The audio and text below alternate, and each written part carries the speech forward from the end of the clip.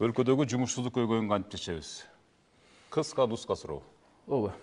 Биринчиден биз ички инвесторлорду эстен чыгарып коюп атабыз.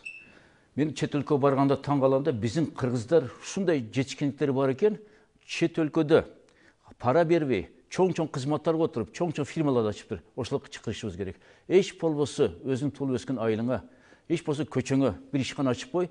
Ошол эле мезгилде алар чакыргандан кийин биз салык кодексине киргизип коюшубуз керек. Эгерде кыргыз же өзбек же кыргызстандык иш кылып, чет өлкөдөн келип, өзү бир ишкана ачса, аны 5 жылга чейин салыктан бошотуу. Ошондо кызыгат. Ошондо туугандарын, досторунун жеринде иш менен камсыз кылат. Мына бүгүнкү күнү Орусияда кыйынчылык болуп, көп кайтып атат. Согуш калып кетип атат, уруп тепкелеп атат, жана русская община дегендер. Балдар келип ошол иш таап иштеп атат. Ошо шарттарды биз Кудай буйруса жакшыртышыбыз керек. Анан ким жумуш берсе, аларга салык жеңилдик беришибиз керек да.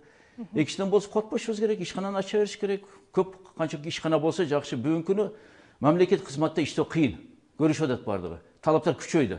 Мурдагыдай эптеп отуруп айлык алыш жок бүгүнү. Ошондуктан жеке майда бизнести көбөйтө беришибиз керек. Шарт түзүп беришибиз керек.